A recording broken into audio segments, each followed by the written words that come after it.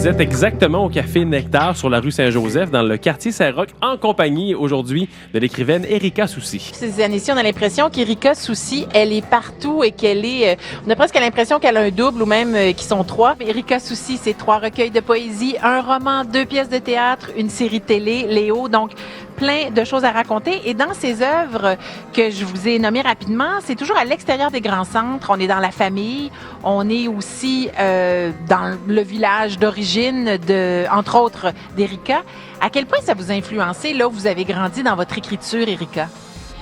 Ça fait partie de moi de manière inconsciente. En fait, ça a formé complètement l'écrivaine que je suis, mon rapport au territoire. Tu sais, je force rien, je sais pas, je vais pas me dire je vais écrire un poème sur la plage, la vue de chez nous, la vue du fleuve. Non, ça sort tout seul, ça fait vraiment partie de moi. Puis je dirais que c'est même des universitaires qui ont analysé mon travail, qui m'ont expliqué mon rapport au territoire que je suis pas du tout consciente de faire. Donc ça fait partie de mon identité complètement.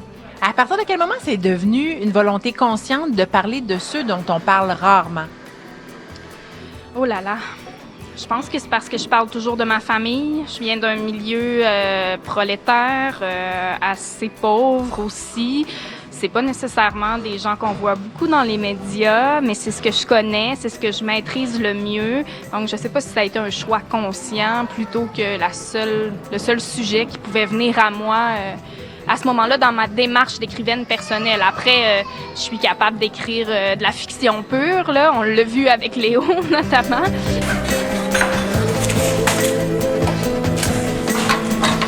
En 2016, vous allez écrire Les Murailles, qui va gagner des prix, qui parle de votre père. Quel était le désir à la base de ce roman-là?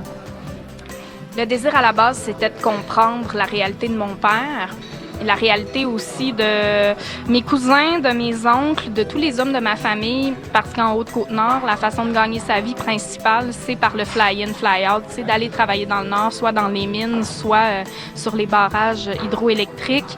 Donc, j'avais besoin de comprendre qui était mon père et pourquoi aussi j'ai été forgée par l'absence, par son absence à lui, par l'irrégularité aussi du va-et-vient. Donc, j'avais besoin de mettre des mots là-dessus.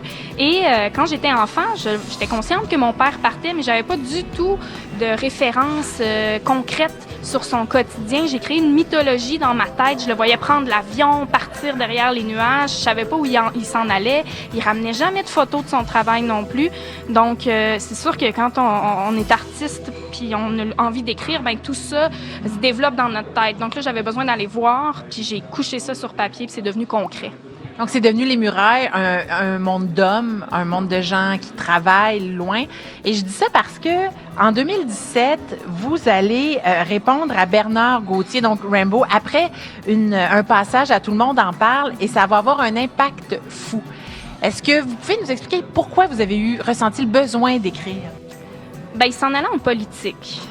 Moi, je voyais en Bernard Gauthier un porte-parole positif à la base pour parler de réels enjeux de ma région d'origine. Oui, les conditions des travailleurs, mais pour moi, la grosse lacune par chez nous, c'est l'accès à l'éducation. Donc, j'avais envie qu'il parle de ça en allant à l'Assemblée nationale parce que je croyais en ses chances d'être élu aussi. Donc, l'impulsion, c'était vraiment pour dire, ben, c'était pas contre lui, c'était dans un désir vraiment que ça aille plus loin. Mais imaginez-vous l'impact que ça allait avoir? Non, jamais de la vie. Puis, pour être honnête, je suis pas sûre que je l'aurais fait si on m'avait dit tu vas devenir viral, puis tu vas devoir vivre avec l'impact des réseaux sociaux.